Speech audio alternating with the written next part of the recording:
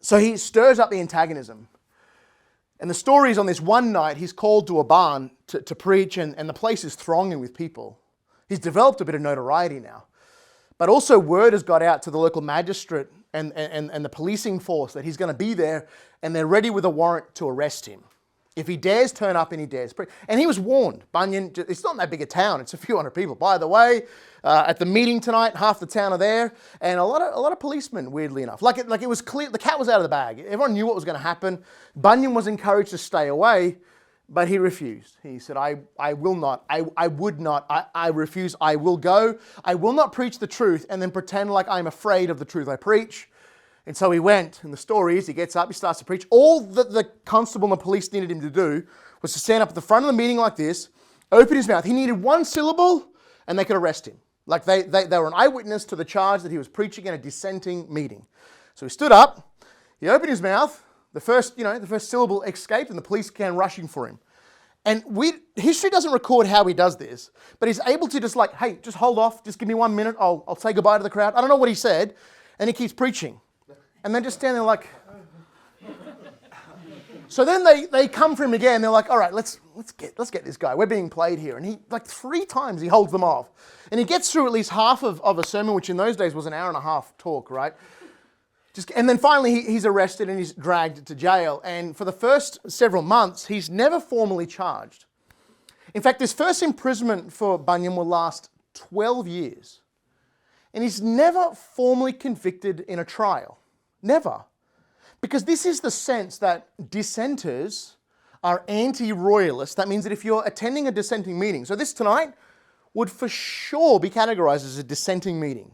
Right? I'm not ordained, it's going to shock you, by the Anglican Church. Brace yourself. I'm not ordained by the Anglican Church. And this bookstore has not been sanctioned as a meeting house of the Anglican. This is a dissenting meeting, right? And we are still under the rule of Charles III.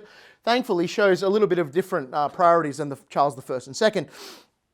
And so Bunyan's arrested, and for 12 years, he's just locked up in this tiny, rat-infested, lice-infested prison.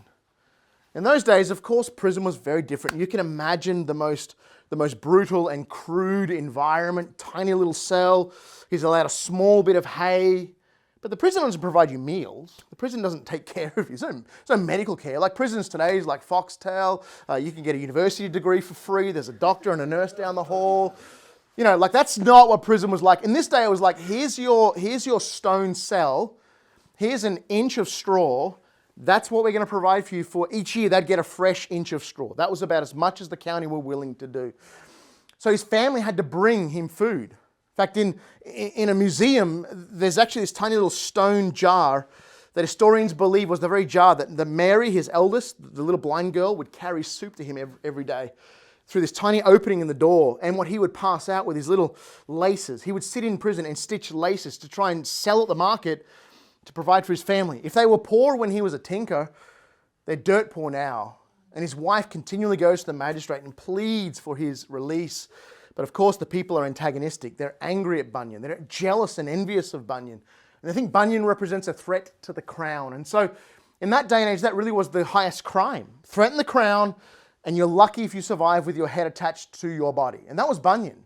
Year on year, it wasn't just the terrible vicissitudes of being in this horrible prison.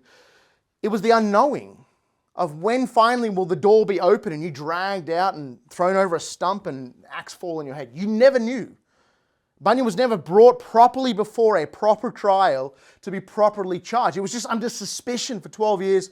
He was locked up, key thrown away, and ostensibly forgotten about.